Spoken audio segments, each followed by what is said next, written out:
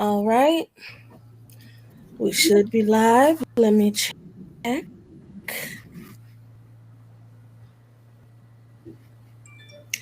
And we are live, ladies. Um, we should be live. Let me. All right. So, before I start sharing, I will make it a point to just introduce myself, and then we could go down the line. Tracy, and then Ashley. Uh, Hello, everyone who will be joining in, and those of you who are watching now. Thank you so much for joining. We are in, what week is this? 3 or 4? 3? Week 3? Week 3, I think. It's all jumbling. Of our Complications of Sickle Cell series, where we have been discussing different complications being brain, lung, heart. Now we are on to the kidneys, the liver, spleen, and gallbladder. So all up in the midsection region. That's where we are today. So without further ado, I will introduce myself. Hello, everyone who does not know me out there in YouTube and Facebook land. I am Shay Brigan Howard, co-creator and co-host of the Sickle Cell Experience Live.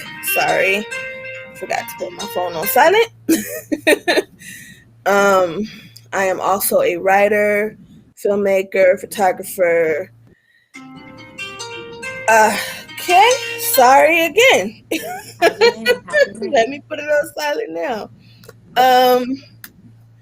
And all around creative being. I am a single mother of a lovely trait warrior, Nyla, and I am also the daughter of a sickle cell patient. My mother passed away from complications of sickle cell when I was younger. So that is who I am in a nutshell. I will now pass it over to Tracy. Sure. Hi, everyone. I'm Tracy, Trey Eichhart. I'm an artist from Los Angeles by way of Pasadena, California. I have sickle cell beta thalassemia, and I am a part of the Sickle Cell Experience team. I do arts and crafts and various other shows. I'm also an advocate as well. And yeah, I've had some complications. I'm the only person in my family with sickle cell at all. So it's been a interesting experience, but I'm glad to share what I've been through. Awesome. Ashley? Okay, hi everyone. I'm Ashley. I have sickle cell SS. I am in Chicago now. And I advocate. I do a lot of things. A lot of volunteer work. Different things I dabble in. And I have had several complications with sickle cell. I was on the last week and the week before that. So I'm back once again, to just share my life with you guys, and I hope you guys enjoy.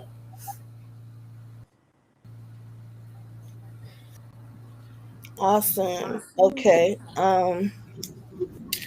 Well, let's just kind of jump right into it. I'm still sharing, so you gotta excuse me here. My personal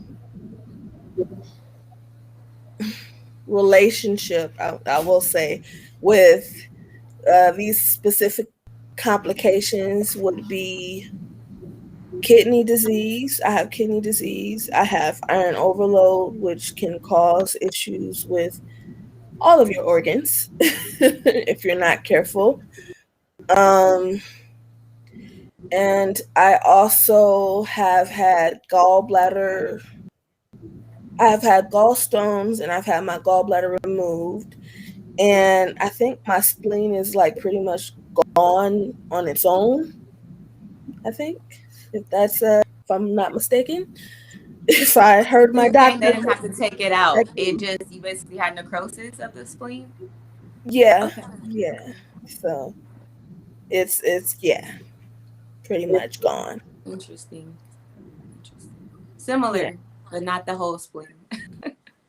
got you. Okay, so you know, let's just kind of jump right into it. At the end of the day, I know with myself, I will just start with the gallbladder because I think that's something that's relatable to a lot of patients, and they don't necessarily know how to identify that that's the actual problem. Like I was in chest pain for like almost 2 weeks before I realized, oh, something's wrong. Like, no, something's actually wrong with me. I'm And so I serious. went Something to serious. the ER. Yeah, I went to the ER and they did all the tests. And so it just kind of went from they worried about it at the hospital that I was at too much until I, you know, told them, like, no, it's just not a normal, I'm in a pain crisis type thing.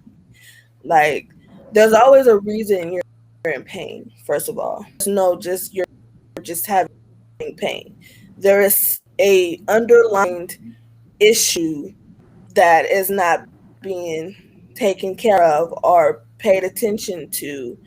So it's causing what I like to call the emergency lights to go off. That's what the pain is. It's the emergency lights. They're very disrespectful ones, but there are, you know, they are nonetheless emergency signals letting you know, hey, something's off, something's wrong. And I fully stuck to my guns and I was like, no, you're not gonna just tell me I'm just in pain, like something's wrong. And they finally was like, oh, well, you have gallstones and your gallbladder is only working at 17%, but other than that, wait, back up. Because there it is. Really? There's a problem. So you got to know your body and know what you're dealing with within yourself and stick to your guns. Because had I just been like, oh, okay, it's just a pain crisis, you're right, I would have been in a crazy situation. So I ended up having to actually have my gallbladder removed, and it sucked because I couldn't eat. And I actually had to go from Texas to California to get this particular this surgery done. And Oh, so this was fairly recent, like within the past few 2 to 3 years. Wow. yeah, I got it done in 2019. Is it 19? Okay. No, 18. 2018. Yeah. It was very difficult, I will say. And just trying to kind of bounce back, you know, certain foods you can't eat afterwards because you greasy foods, you know, that's what your gallbladder process. And now it's like, I guess I'm too greasy, honey. It may be a man down. Ooh. So It's so is what that was is that serious when the gallbladder is completely gone? It's like you feel it yeah. like how soon? Like that same day, within hours, or As far as like eating after, like what type yeah, I of would say just foods like I your would body's eat? response time. I know it'll be different for everyone, but I'm just curious. I know it took a very long time for me in particular to heal like fully from it. Like honestly, I think I'm just healing like in 2020 and I got it in 2018. So Wow. it I wasn't fully healed all the way, but I was healed enough. Know, I'm a single mom, so gotta do what you gotta do, get it done. But I know for sure, like, you really have to be careful with the type of foods you eat. And you're not really supposed to have spicy foods or something like that. But I have spicy food, so I don't know nothing about that. I don't listen. Anyone have any gallbladder stories or anything particular that you've gone through? I Yeah. have. Um. If you want, go ahead. Go ahead. Go ahead.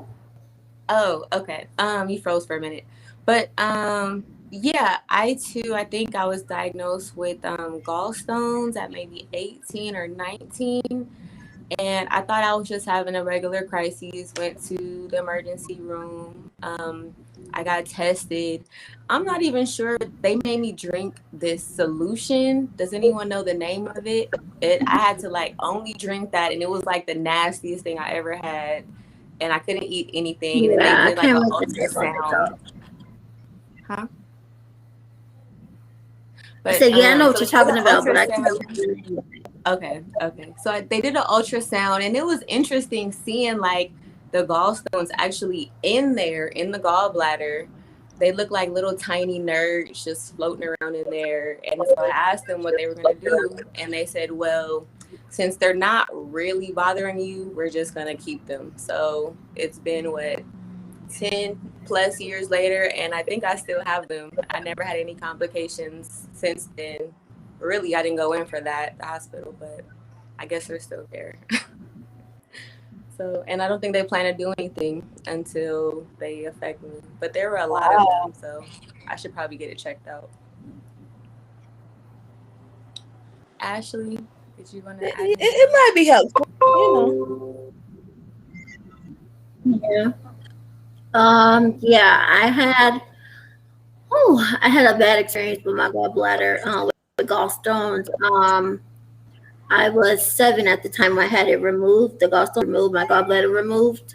And I was in pain for months at a time. And the hospital I was going to, I was in California at the time, in Sacramento. And the doctor that I had, Dr. Ragaswamy, I'll never forget him. He didn't believe me. He kept saying it was in my head and I was coming to the hospital and coming to the ER just because of it, or, always saying that, oh, are you having problems at home? Like, no, I'm not having problems at home. What the hell? Like, no. I was in tremendous amount of pain, and my mom fought with him. We fought with her for months. Finally, I got the best doctor in the world, Dr. Ducourt, and he knew automatically what it was, and they did the tests, and it was gallstones, and I had my gallbladder removed when I was 7 years old in 1995. But it was a hell of an experience. It was so much pain, and it was just going back and forth, back and forth. It was making me go into a crisis, and the doctors didn't believe me. They would try to make me touch a psychologist, psychiatrist. It was just a nightmare, a nightmare. Mm. So, Ashley, what were like some of your other symptoms that you knew something was wrong other than like just typical pain? Were you nauseated or anything like that? Or do you remember? Yes, I You was said you were nauseous. Yeah, I remember like it was yesterday. Actually, I was nauseated. I had back stomach pains. Like anything I would do, like just plain going outside, it would just hurt. Just to stand up, certain foods would take it more and make it hurt more. Um, and it wasn't like a pain crisis. I knew something was wrong, but I just didn't know what was wrong. And of course, my mom knew it because she believed me. And we just fought and fought and fought with that doctor. And then, like I said, finally, I had a doctor that took care of me ever since I was, peds in California. And he knew automatically what it was. But to this day, like Shabrion mentioned, certain foods, like I cannot eat. Spicy foods, I can't do. Or juice, I cannot do. Like you'll get real bad cramps, nauseated, really bad. I still get nauseated to this day because of it. So yeah.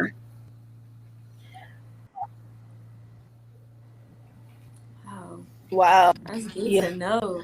Because I don't know, maybe at some point I'll have to get mine removed. So it's good to know like what the symptoms are. Because I know you both have actually had it removed, in which mine is still there. So Yeah.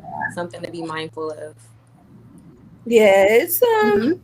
it was an experience. It really was, because it's just like, I don't know, for some reason both hospitals kind of acted like it just it wasn't hospitals, it was the doctors that I had initially that I had with. They didn't act like it was that big of a deal. You know what I mean? Like it was just Yeah. If when it needs to come that's out, not it'll normal. come out. Like, wait. Yeah. And I think maybe as sickle cell patients, we're so like prepared for the next thing. Like, okay, so what do I have to do now? It's like, what do you mean? Like, just be cool and we'll Yeah. see what happens. Like, that's Yeah, I don't got different time from for no a lot see of what states. happened. Yeah, exactly. My point. To My see point. what happened is not in the cards for me. So when a doctor comes with the, oh, I'm gonna see let happens, it's gonna be a no for me, and you gotta go for me. That's go ahead, The only you reason I've go. been cool is because I haven't had any complications or any pain since then. So I've been Yeah, alright. yeah. Okay, so I so I know I've had spleen complications, but not had a like I remember going to the hospital and they're saying it working at a certain percentage, it was deteriorating, stuff like that. But again, they were so nonchalant about it, and I was so like, okay, like it didn't bother me. It wasn't bothering me, and it didn't seem like something like press. First of all, like when I first initially heard about it, I think I was like 21, 22. So at that time, I was like, it's okay. I was just like, okay. Like, I didn't think about it. And then recently, my doctor, I missed a couple of shows ago when my doctor was trying to tell me to get my second for the COVID shot. And he was like, you don't have a spleen. And the way he said it was just like, ow. Like, you don't have to say it like that. Like, you don't have a spleen. It's just like, okay, so that's how it's doing. All right, it's been some time. Like you said, it's been some time. I ain't really checked. No, ain't nobody. Hey, but the way he said it was just like, oh, Was he being shocked or I was it don't like have a more matter spleen. of fact? Yeah, like he was just like, he wasn't trying to be mean. He was just being really, I appreciate a real person being honest and real in that moment, because he saw my hesitation to get the second shot. And he was like, you don't blink. It's just like, oh man, he coming at my neck right. All right then. So I guess that's how my spleen is doing. That's all I can say about the spleen. I don't know anything else at this point. Do you guys have any spleen stories or no? Yes. I guess I'll go. Okay, how did I find out about my spleen? I think this was about 5 years ago. At this point in my life, I didn't have a car for a few months, so it was like really weird. In LA, that can be difficult. So I remember for like maybe like a week and a half, I had stairs where I previously lived, and I was not only having like problems breathing going up, but going down as well. So I'm like, this can't be right. And all of a sudden, like as the days started going by, and mind you, I hadn't been to the hospital in like a year or so, or really had any crises for a while. So it was difficult to breathe on like one side, and it felt like somebody like socked me like under my left rib, and I just kept rubbing it, but it wasn't getting better. So finally, I woke up one morning and I like could not breathe, y'all. When I tell you I couldn't breathe, Oh I no. literally like went to see. I looked at my phone. I'm like, okay, let me get an Uber to the nearest hospital. I wasn't familiar with the hospitals in the area because I hadn't lived where at the location that long, or really even been to the hospital since I lived there. Anyway, long story short, I went to the hospital. Literally caught the bus, y'all, because the Uber was gonna take too long. It was like maybe half a block from my house. So I like walked to the corner, like holding my side, like bent over. It was all these bumps on the bus. I'm like, this can't be life. And when I tell you, this is the most like scared I had ever been, like with the crises, because I had no idea what was going on. They immediately put me on an IV while I was in the waiting room. I had ultrasounds. I had MRIs. I saw my heart on the ultrasound like beating, like it was crazy. But then later to find out, I had a splenic infarct. So basically, part of my spleen died. I don't know what percentage, they couldn't tell me. Basically, it's necrosis of the spleen, and it lost blood supply, and pieces of it was dying. And once they gave me some medicine, it did heal.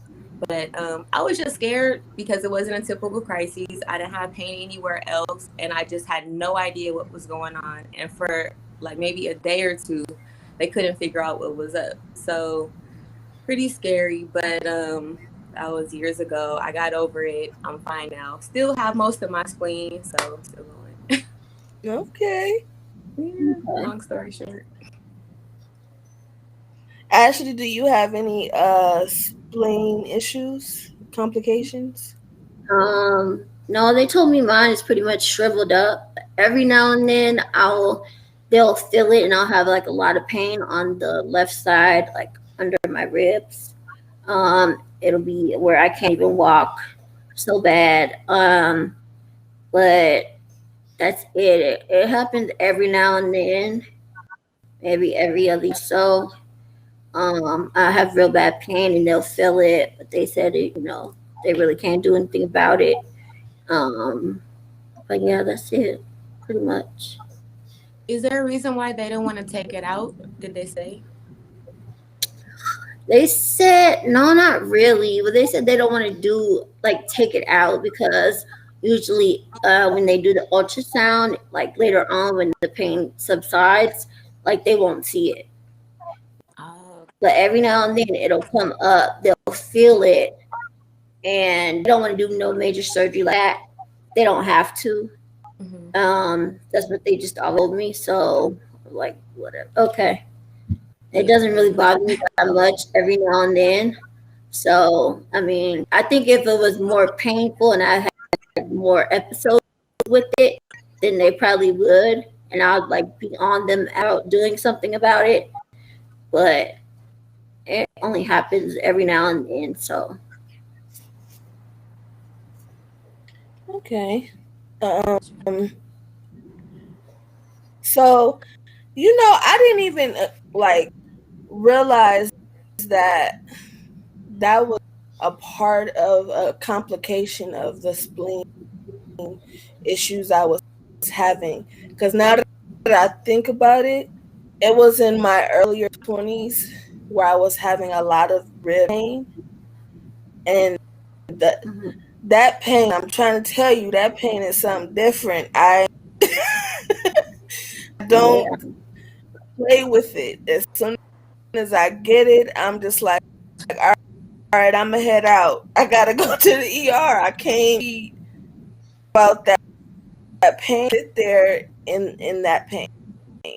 And so I realized like now, and where's the wood? Because I want to say it, and then all of a sudden I get that pain out of nowhere. But it's been a while since I've had pain like that, like a long while.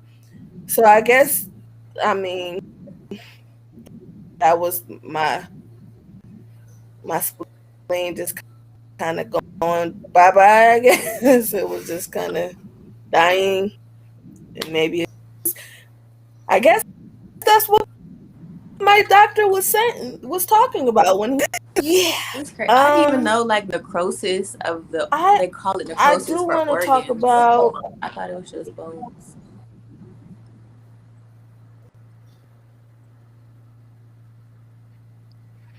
Oh, Hello? yeah. It's just it dies off and it's Oh, just like gone and shrivels up and it's not yeah. there anymore. Apparently, can you hear me? Yes, now I can. Can you hear yeah, we me? can hear you now. Hmm. Yes, we can now. Yeah. Yep. Okay. Cool. Um. Okay. Cool.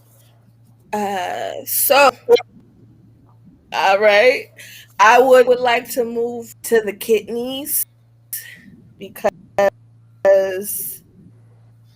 that is my current mount. I will say that is something that I have had the most issues with within the past couple to few years now. Um,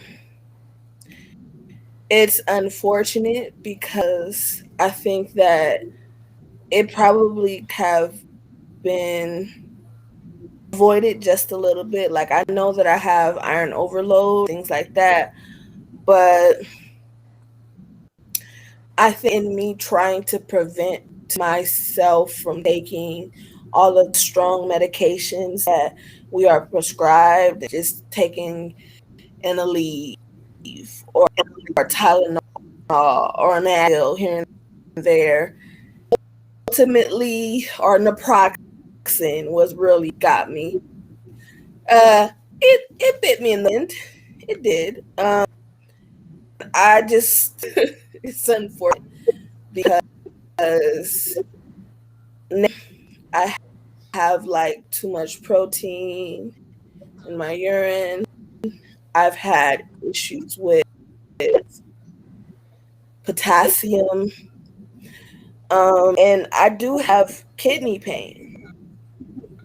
Like I'm able to decipher a sickle cell crisis from kidney pain, and sometimes if I'm in too much pain in my kidneys for too long, it will ultimately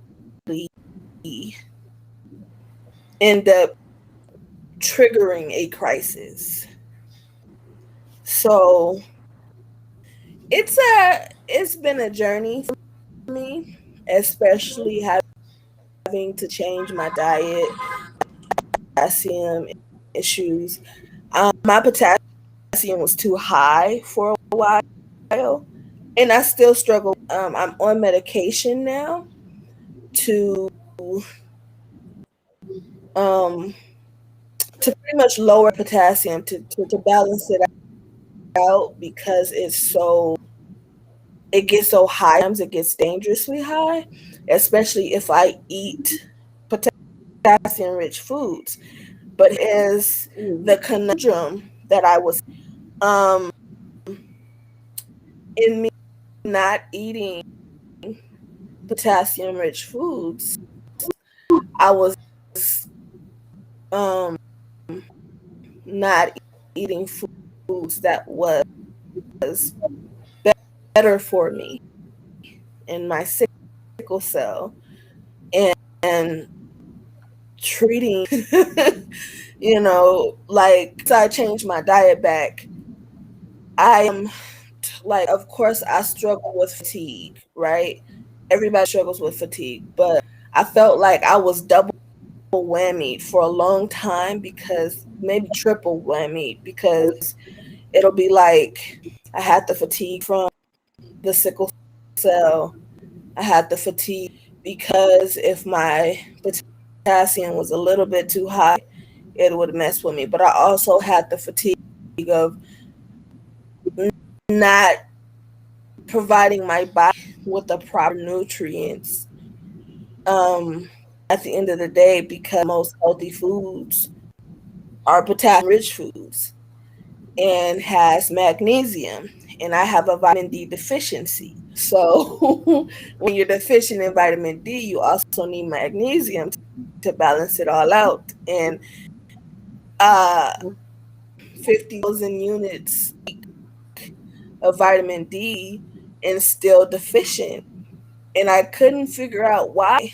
And I was always just so tired and so exhausted. Like, I know I lead like a very busy life, but it was like ridiculous how like severely fatigued I was. And since I changed my diet, I want to say it's been about almost 2 months now. I want to say, uh, something like that. I feel totally different by now because I received um the red blood cell exchange instead of blood transfusions. So like every 3 to 4 months, my body kind of like caprice, like it's just like no, and it's been 3 months now, and yeah, it's a little to breathe, but I have lungs as well, so that's kind of normal. But as far as like, I don't wake up tired, I never slept, and that's an actual change for me, and I'm actually grateful for that because, whew, had I not medication and been able to change it, I would definitely probably be. I had like black rings around my eyes, and you know, the just completely out of it sometimes, and I don't have time for it. I'm a single mom. I gotta move and shake. So it's been a very crazy process, but I have a great kidney specialist, and she actually has kidney disease. So it's crazy. But um, she's very encouraging. She lets me know, like, because your kidneys actually regenerate. Kidneys can heal. They can get better. You just need to make sure you're doing the thing that is going to cause it to happen. And staying away from the things that won't. Um, so I'm very confident about it, and I know that my kidneys sometimes take a dive, because when I get my kidneys is okay, I can't help. Like, I can't. There's nowhere for me to go but down at this point. So it's a big process, and it's something that I can say is a hell of a challenge. It is really challenging, but I think I code a little bit, so I don't want to talk alone. I didn't know. I don't know if Ashley might have complications, but I do have helpful tips for like people who have low potassium diets. I have helpful tips on how to you know heal your kidneys when they're in that state of abuse, when they're taking a bleeding, or after, should I say. When sickle cell is doing it, it ain't really nothing you can do about it during. Um, so yeah, Ashley, do you have kidney complications as well?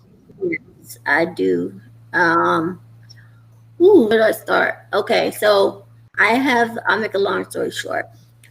I have had my kidneys fail 3 times.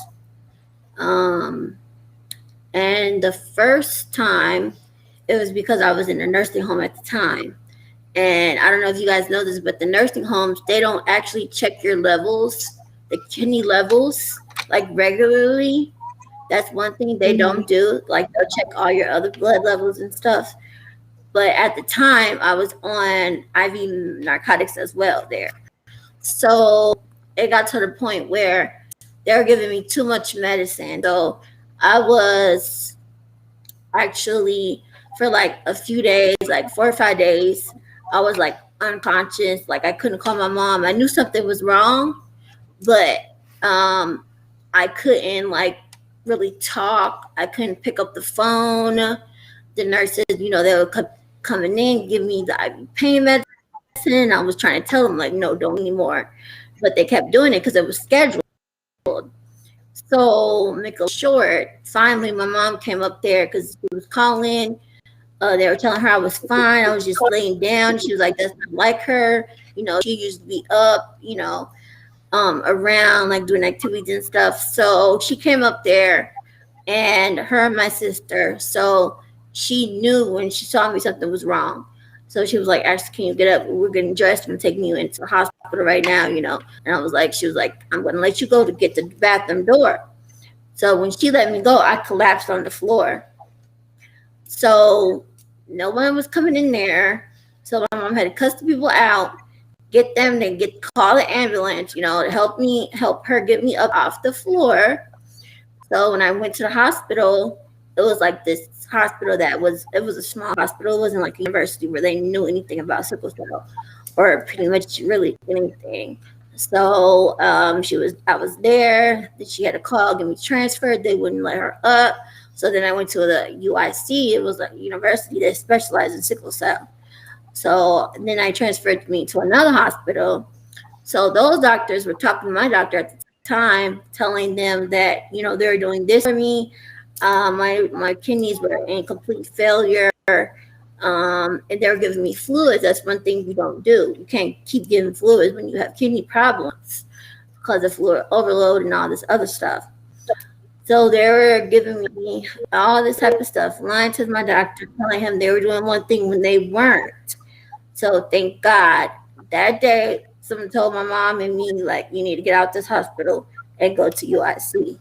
So I was able to leave that hospital, go to UIC, and the UIC kidney specialist actually saved my life. They said if you wouldn't have come in right now when you did, then you wouldn't have been here right now because my kidneys just completely shut down.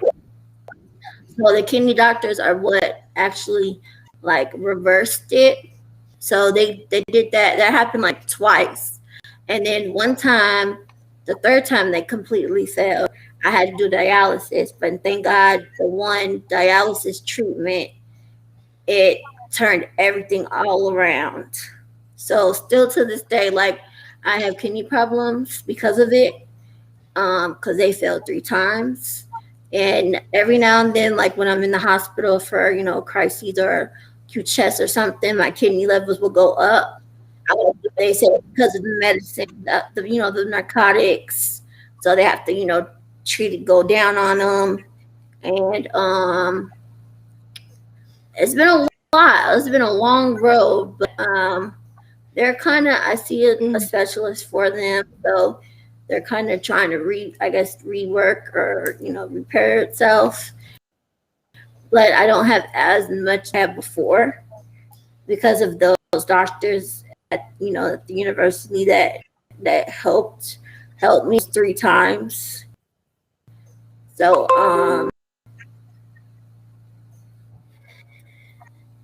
it's pretty much a long story short, sort of say. I learned so much that fast.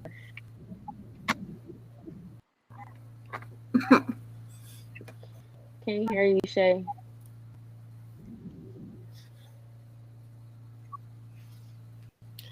Yeah, I think that What's um up? There we go. I think that a lot of patients, right, and I pointed something out. A lot of patients with sickle cell. Can you hear me? Mm-hmm. Can you hear me Yeah, I now? hear you now. Yes.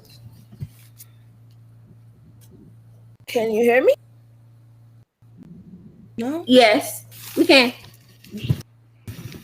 I think you're just We delayed a can. bit, I Shay. don't know Keep why. talking. Yeah. Okay.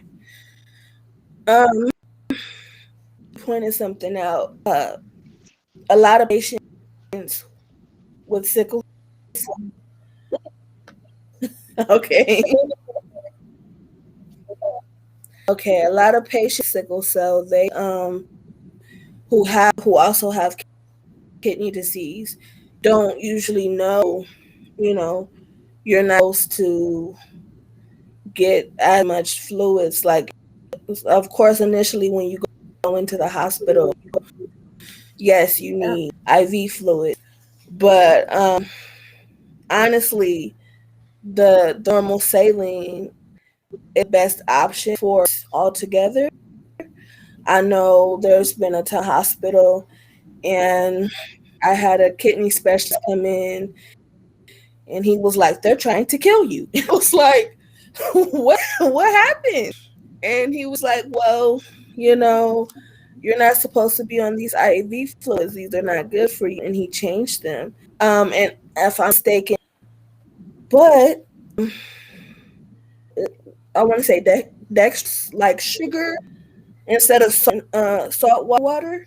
If I'm mistaken, Yeah. that's what kidney patients are supposed to receive initially. Um, and I don't think a lot of sickle cell patients know that. And even like say for instance, when you first go into the hospital, times out of 10, you are going to be hydrated for a couple of days. Like you don't need fluid. If you got a 7 day, you need fluids for 7 days.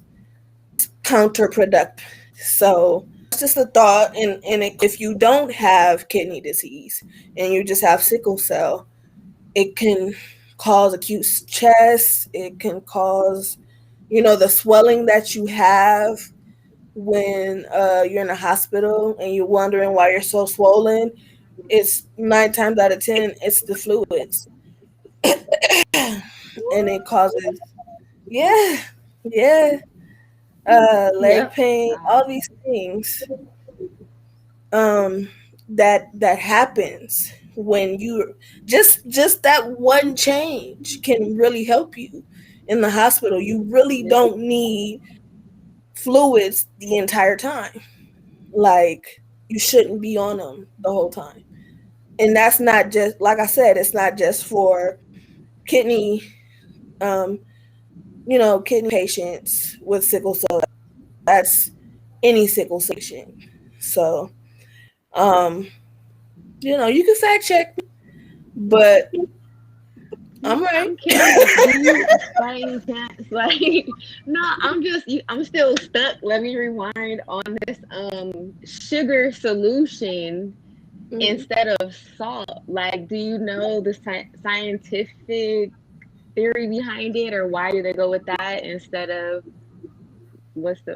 I have no idea. I'm a complete novice when it comes to this Well, hydration. okay, so with that, If you so know. specifically you're talking about for kidney patients, right? Or are you talking about just Yeah, regular people? yeah, kidney. So I think it just has something to do with what um, salt does to your body biologically on a Okay, cellular level, because you have so much salt in your body, so much water in your body, and you're putting more. It just kind of, first of all, kidney patients balances it out. aren't supposed to have a lot of salt anyway, so we're Right. not supposed to eat Exactly. salt. Exactly. We're not supposed to have a lot of salt in our bodies anyway. So if I it's get. I'm just like, changing, does the sugar do something? Like, so Okay, it's because I can only speak to Like you myself, asking too many questions now. right? Yes. No, it's like it goes way deeper than I think people are willing to sit here and listen I'm just to. learning something But new it's and I'm like, captivated. Like, what? yeah. Okay. Yeah. But honestly, all in all, the sugar just breaks down different, but it's still all of it's not good for a kidney patient anyway. But it's I guess the lesser of two evils. Like, say for instance, if I had to go to the hospital because my potassium was too high, then they will give me insulin and what's the other thing? It's like the sorry, I'm having a moment. I'm having a brain fart. But it's Take your time. insulin and what's the is it sugar? No, insulin is sugar, right? So it's something else. It's uh A they give component me of sugar. both to bring down my potassium. I can't remember. I'm sorry. I can't remember what it I'm literally having a brain fart right now. But it's something that has to happen that helps bring the potassium down. It's kind of Okay. like it counteracts itself and it works, I guess, more quickly to flush out your system. But that's just for potassium situations. Um, Sorry, my hair is in my eyes. But yeah, um, that's something I just wanted to make sure people knew because a lot of patients don't know that, and I think that you really hit the nail right on the head. Like, you not those IV fluids, especially if Right. you're a They kidney want to always patient. say, "Oh, you're on a crisis. You need IV fluids." No, I've had kidney problems. No, I already retained enough fluid. You cannot give me fluid on top of fluid when my body is not filtering out fluid enough, and you want to keep piling on fluid. No, it's gonna be a dramatic be worse for me. So no, I have to keep telling them like you have to always look at everything else that I have going on. You can't just focus on, oh, she's in a crisis, you need fluids. No. So I have to fight with them, literally fight with them, and some Yeah, even have to refuse the fluids because they don't want to listen. yeah, And then my See, I'm kidneys so shut. glad Like you my said that. doctor, I would have never known. he came and saw how I looked. I didn't even. I was so bloated and like I was unrecognizable. Like I could still remember the look on his face when he came in that room and saw how I looked because of that hospital gave me too much fluids and they weren't doing what they were supposed to do. It was a mm, lot. It was a lot. But yeah, that's always key to note. Like if you have kidney problems or if you retain fluid, even with the clots, like I retain fluids from the clots from the blockage. So fluid does not help me. It only will harm me. mm-hmm. Half normal saline is better for a sickle cell patient, like just a Yeah. regular sickle cell patient. Um, More so than say normal saline. Half normal saline is the best option if you need it. Um, it's just it's the way it's set up.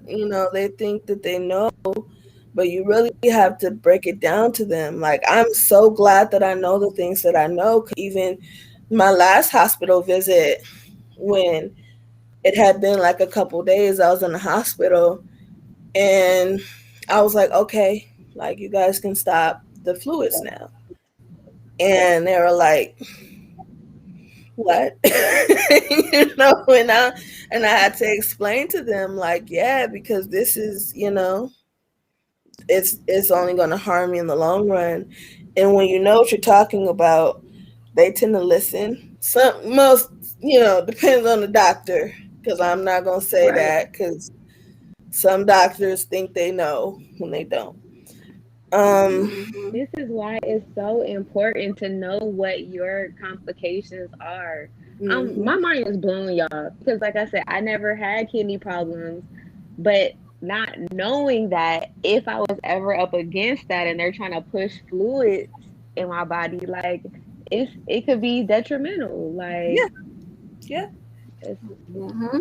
amazing. Like Okay, so this brings us to the last part of the complications, which is the liver. Now I personally do not have any that I know of. I don't have any issues with my liver. So I'm gonna let Ashley, because I know for sure that you do. So I'm gonna let you tell your story, and then we can just kind of go from there. Okay, so I have had a lot of liver problems. I have cirrhosis, stage 2 cirrhosis of the liver. Um, and they just say it's from probably just all the complications that I've had as far as sickle cell and all the other health problems I have, plus with all the medicines, that I've been on over the years, did not help, and that plays a big part of cirrhosis of the liver. Um, and still to this day, I have like if I'm in the hospital, my levels will go up. And like I said before, with the kids, same with the kidneys, they'll have to lower the medicines or stop a medicine and just keep an eye out on that, because that could be very detrimental if your levels continually go up and they don't do anything about it. That could take you out of here like that. Um, and think, yeah, that's about it. Just the cirrhosis. It's stage 2, which they say is not that bad, but it's still not good. So I don't know why they always say that. But I don't take any medication for it. But they just watch it closely. I have a specialist that I see. Um, so yeah. Okay. Now, does it come with its own, like, say for instance, is there certain symptoms or pain or different like complications because of your liver, cirrhosis of the liver problems that you can talk about? Yeah, it does causes pain when my levels are elevated. Real bad, like cramps where I can barely walk. Um, and I have more yellowness of the eyes because of that, because of the cirrhosis of the liver. So it's already from sickle cell being yellow eyes, but it's more so due to liver. Um, and usually I can tell when my levels are elevated because I'll have certain symptoms, ranging from pain to nauseous to problems breathing sometimes, just out of it, like dizzy, not be like disorientated, I would say. Um, but my doctors are pretty good. They play a close eye on it, and I'm really like, um, I advocate for myself, so I know everything about a lot of everything that's going on with me and sickle cell, and I try to educate people and everything. So that plays a big part too. Um, you know what's going on with you, and you're well educated on about what's going on with you. Um, but yeah, pretty much that. Just the pain, the different symptoms. Like I said, it just depends on the levels actually on how high they get, and then they'll want to change my diet sometimes. So So yeah, what has to things. change about your diet when you're having issues with your liver? Pretty much the same as like when they're on like pretty much like kidney or like heart diet, like no salt, no high, like you have to watch your potassium, stuff like that. Um, no, what else? I'm trying to think. Um, yeah, the diet, salt, no, like no salt, no, like not a lot of grease. Pop, I had to cut out pop, so I don't do pop anymore. Um, Only time I'll drink pop is like a Sprite, like if I'm real nauseous. Um, what else? What else? Um, I think that's about it. Yeah. Yeah, the only I just to kind of piggyback off of that, the only sodas I can drink, probably shouldn't, is like Sprite, 7 Up, ginger ale. I cannot drink any. I don't drink dark sodas anyway, but like I'll occasionally have a Dr. Pepper here and there. And my last Dr. Pepper put me on my back, honey. Okay, my kidneys was like, oh, so we Fully. good. Oh, okay. I didn't get the memo, so we laying down for 5 days. So yeah, I just wanted to say that because it's a hard knock life, okay? Oh, caffeine And too. Caffeine. mm, So coffee, I used to like drinking like Mountain Dew, but there was like no Mountain Dew because that's high in caffeine. So yeah, caffeine. Trying to think. I think that's it. If I remember something, I'll say it. yeah, see, my only issues with not having caffeine is that I have migraines, and the only thing that seems to like kind of Come on. like the medication with caffeine in it is the only thing that's like, all right, you'll be all right now. But other than that, um, my head is like we've already gone through the head complications and the issues because of that. But it's crazy. It is. But I do want to say thank you for sharing your story and thank you for being so transparent with us today. It means a lot to me, I know, because, you know, I still have iron overload, and I know that the complications with the liver come from having too many blood transfusions, coming from the hepatitis you can receive by getting blood transfusions. Um, it's the sickle Yeah, I cell, have that. the medication. So it's just a lot already kind of like stacked up against us. So it will help to Yes. know when And the to. iron overload, it Yeah, actually I went can't in my say I've had kidneys. any of those It went in my complications, kidneys and but it went in my thank you heart. guys for really So just putting it out there. You said it went in your heart. What? I think that's yeah, Wait. it's good. in my heart now. Yep. Because I Wow. kept fighting with the new hospital I'm at now, and they wouldn't do it. They wouldn't do the iron overload medicine because I wasn't I you could have a X Jade or a Jade New, but I couldn't tolerate it. I was allergic to it. So the hospital, the reports that I need, I could only get it to like in my flank area, or they could route it through my kidney or my liver, but I wouldn't do the kidney or liver. So they could only put it like in my flank area. So the hospital that I'm at now, no surgeon knew how to do that procedure, and they wouldn't even, try.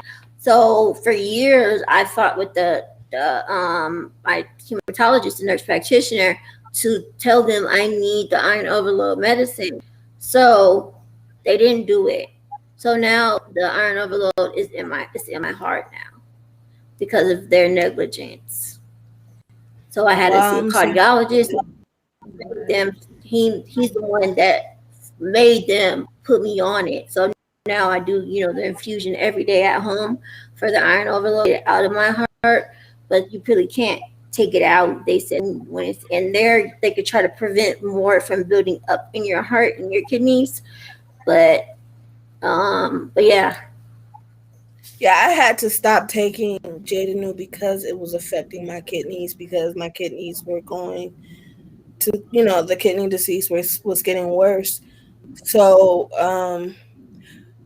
ironically enough, me receiving the blood exchanges has actually mhm, helped my iron overload go.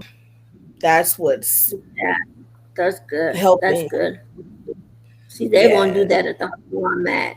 I wish they would. My old hospital did it, but they won't do it at the one I'm at now. Wow. Yeah, I'm not getting blood transfusions. I If I need blood, because it ultimately needs to happen, I every few months, every 3 or 4 months, I go in for the exchange, and it helps my iron overload. It helps my, Yeah, just me be able to manage sickle cell better. That along with taking Oxbryta has really helped me manage my sickle cell. Just be on top of it instead of trying to chase right. it around, trying to get a hold of it, and it wasn't Yeah, working. It wasn't working out. So, uh, thank you all for watching. If you all have any questions at all, please make sure you ask because these are the last few minutes. We are here. Um, so you have us. You have the people who have gone through certain things, and maybe you have, maybe you haven't, maybe you don't know what certain signs or complications come along with it. And I think we have all been very transparent today. um if there's any questions, I thank God I have not experienced iron overload. I don't get any many transfusions as long as I don't stress myself out. That's amazing. um yeah. because my lady woman I have a issue question. Yeah. Ooh, builds up to me needing blood ultimately. So good for you. okay, That's can I great. ask both of you a quick question? Yeah, of course. So Hmm. you were Ashley, you were saying that I guess the iron overload went into your heart. So how Yes, does to my that heart now. work? Like, what is that like? Ca- So I mean, what is Um, that? I've never heard of this. Like, I know iron overload is a thing, but like, how does it affect the rest of your body, and how can it get into other parts? And what does that do? And what? I okay. guess that's the question. So it builds up like the levels. Like it's like after so many blood transfusions, and I was diagnosed at 3.5 months old. My fusion was 5.5 months old, and I've been in and out the hospital ever since, getting transfusions. Um, what like at least 3, 4 times every other month. So now the iron it builds up over time, and if you don't treat it, if they don't start like one of the medicines to treat it, then it builds up and up and up, and then after it gets to a certain level, then it will start going in your organs, and you Mm, don't want that. Okay. And now, since it's in my heart, I have congestive heart failure, and plus I have lung problems, pulmonary hypertension. So now I have to wear oxygen 24/7.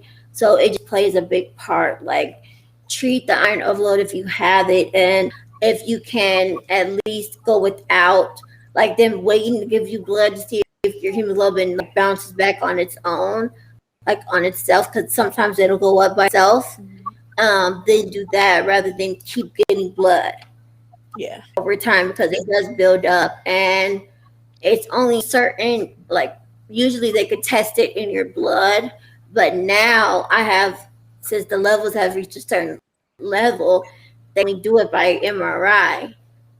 So like if they try to test my blood, it won't show the actual exact levels because now since it's in my heart and in my kidneys, the only way they can tell is by MRI because they Mm, test the pressures of it being in your heart and actual kidneys. So it's a lot. It plays a lot.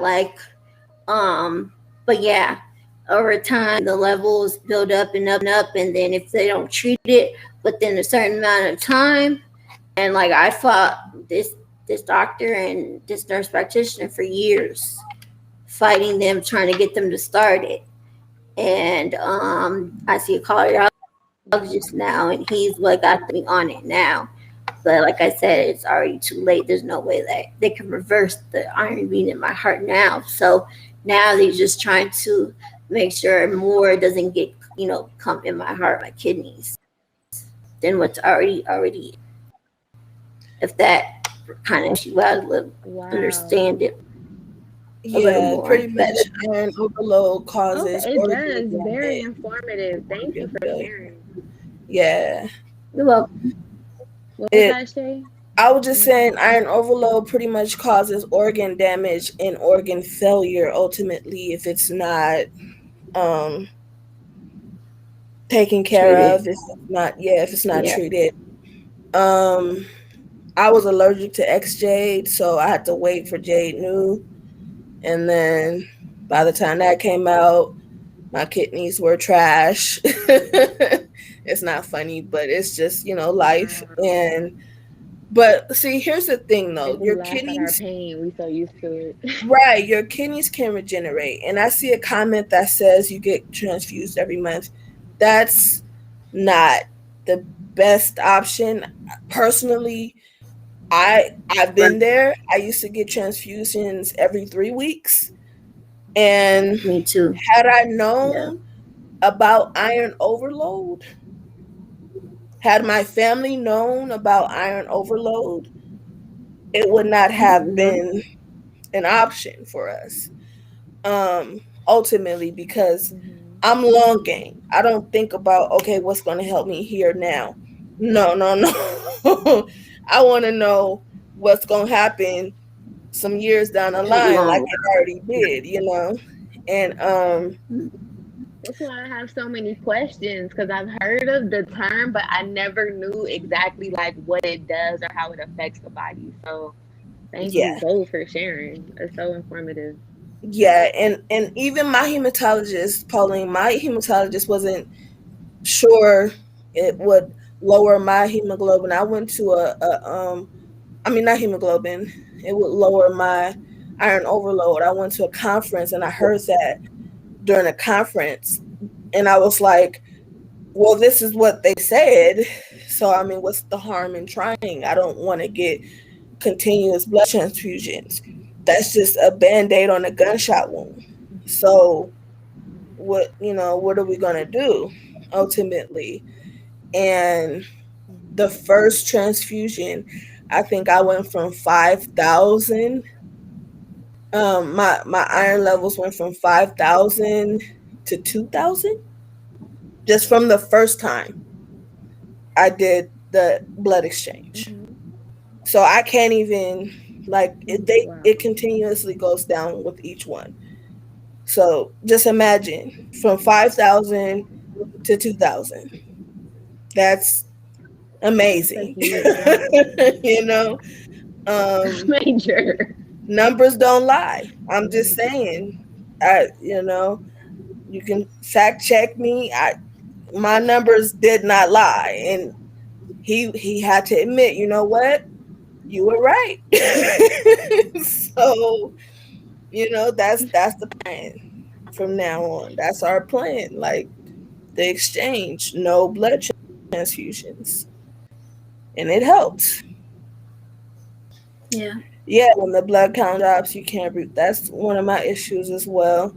Uh, April Singleton said her doctor put her on both birth control shots, so you don't have. Yeah, um, that's something else to be careful with though, because birth control, sickle cell patient, we already Make you go into predisposed crises, have to a blood crisis. clots and stuff like that, Yeah. and side effects to birth control is blood clots. So you just got to be careful, you know. Make sure everything, because I wanted that to be an option too, because I was like, hey yo, I'm not even having, I've been celibate for almost 6 years now, and I considered give me some birth control because I don't want my periods, okay? But long game is just kind of like it's not worth it, for what can potentially happen. Doctor, every time it came down to her doing it, she didn't want to do it pretty much, and she's a very smart doctor, and I trust her. Um, my primary, she's very smart, and I trust her, and I know, if she's not comfortable, then it has to be. We both like it's my life ultimately and my decision, but I was already kind of like, should I do this? And she was already kind of like, nah, you shouldn't. So ultimately, that's where we ended up was a no. In that situation.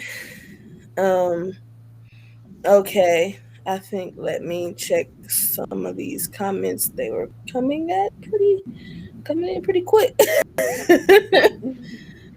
Okay. I lost my friend to iron overload. She was so young.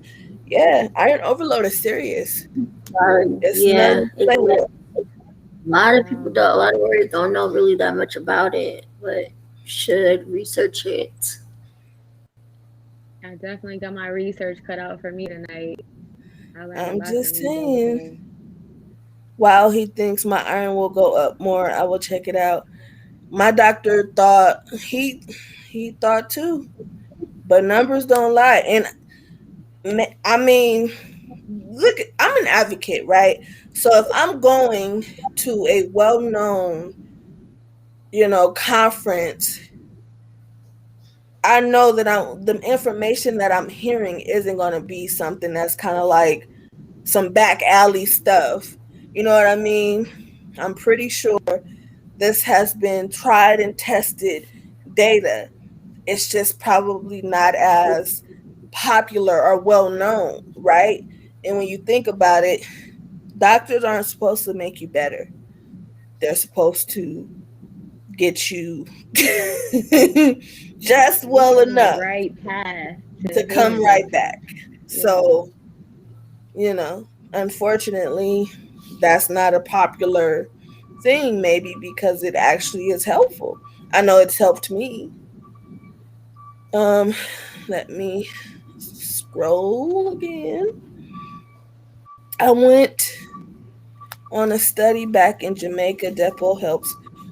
I'm not saying I had an IUD for like 4 or 5 years. Depo, I just heard, I don't know that if this how true this is, but I'm hearing that many people are coming down with cervical cancer from the Depo shot.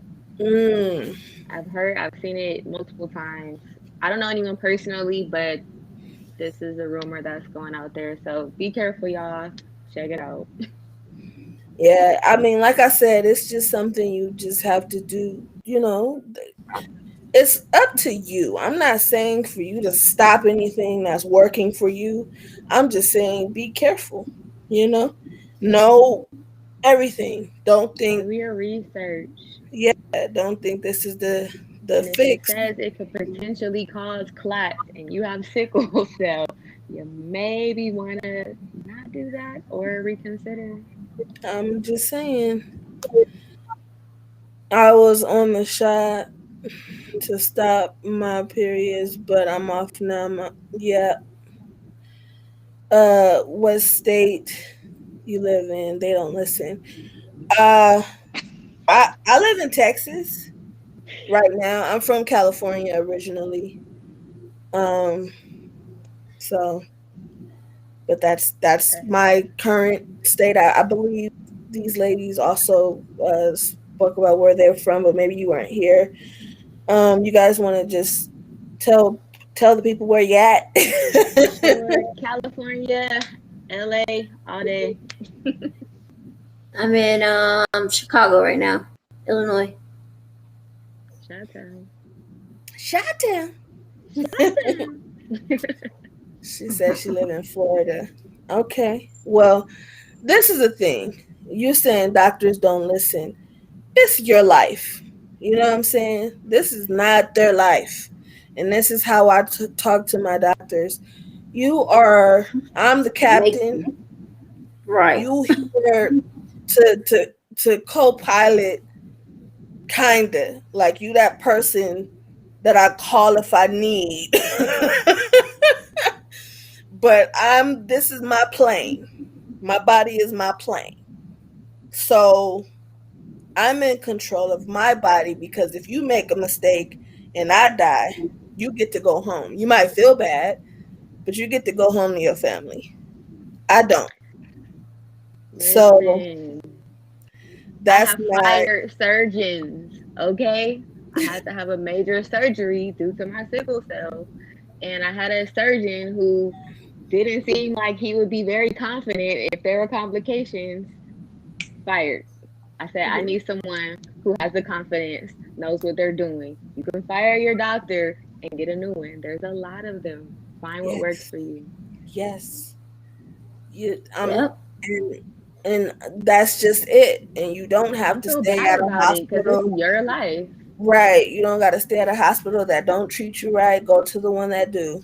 If it's further, look, there is a hospital not even 10 minutes away from me. Not even probably 5 minutes away from me if we want to keep it really like all the way 100. I would never go to that hospital again. You can't pay Right. me to go there, okay? They have let me know there's only a couple doctors there that gets it.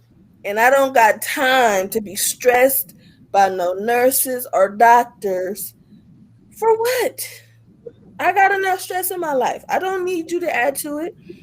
So, all in all, I go to ultimately I go to the doctor that's 15 minutes away that my primary care physician has rights at because she's my hospitalist. And I know if I need to go up on my medication, she's not gonna come in there. How I know you not addicted? How you sleep? You sleep. She's not gonna do all of that. And then the other hospital that I go to for my blood exchanges is like 30 minutes away from me. And my hematologist has rights there. So as soon as a doctor try to get funky, here he come. What we're not going to do is that. Right. So You just have to find your people, like find your yeah, support system of yeah, doctors, of nurses, of advisors, advocates. Like it's so important. Like don't give up hope, like just because you have a bad experience with one doctor. Like again, there's so many out there. Find a hematologist. What else? Would you guys say? A kidney doctor. What's the name of a kidney doctor? I don't know the actual name. Do you guys know? yeah, A specialized doctor. yeah, kidney specialist or Kidney specialist. I'm sorry, my throat is They're out there. You just going have to out. find them. He's Find she's your tribe. I've been on depot since I was 19. I see my OBGYN. Right, I tell my doctors that I keep three doctors at three different hospitals, and I believe in keeping a team. So if I don't agree, I'm not gonna fuss. Yeah, don't let can't no doctor stress you out about your life. It's your life ultimately. So the moment they try to come with the stress, thank you, but no thank you. Your services are no longer needed. Right. I have tired of your presence. Dismissed. All right, y'all. We've been on here for like one Yeah. hour and 20 minutes. Um, April gonna be 40 in December. Happy early birthday. Um, Yes. so Birthday. thank you for interacting with us. We stayed on extra to interact with you all and to answer your questions and just vibe and talk with you. Um, I just want to thank my two lovely guests for being here and being so transparent and just being a great advocate in the sickle cell community. Um, Again, do you ladies have anything to say before I leave them with my words of wisdom and end tonight's live? I just want to say, make sure you go get checked up regularly. Do not skip it. It's important. There might be things going on with your body that you're completely unaware of because it is all internal, and you may not feel pain right away. So just want to encourage that and stress that. That's all. Alrighty. Ashley, you have anything you want to add? Um, no, not really. Thanks for watching, y'all, and just do your research, advocate for yourself. Don't give up. Trust God, and you will get through. Reach out if you need anything. My inbox is always open. One call away. Absolutely. That same thing goes for me as well. Um, One more thing.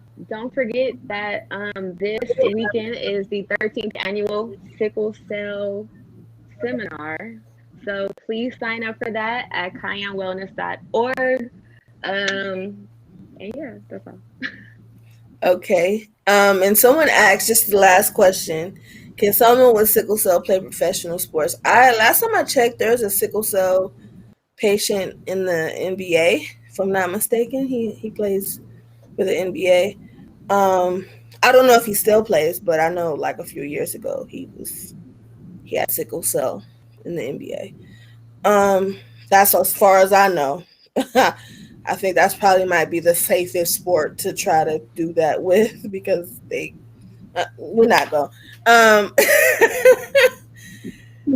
than that, I do want to encourage you all to join us next week. We will be talking about our last and final complication, which will be mental health. Because how do we mentally deal with all of these complications, right? So it's one of the most important ones. If you want to be on the panel, if you like what we're doing here, do not hesitate to inbox me. It's open to anyone with sickle cell. This I really want people to come in and talk about their experiences, be transparent, and let's let people know that they're not alone here, you know. And also Friday we have our single I'm sorry, not single. Friday we have our parenting series. There we go. And we will be discussing, if I'm not mistaken, financial responsibilities being a parent. It's a two-parter. It's a two-part series. So I'm really looking forward to it. I, other than that, I am going to bid you all adieu and leave you with my positive words of encouragement and wisdom, which is start where you are, use what you have, and do what you can. Until next time, peace.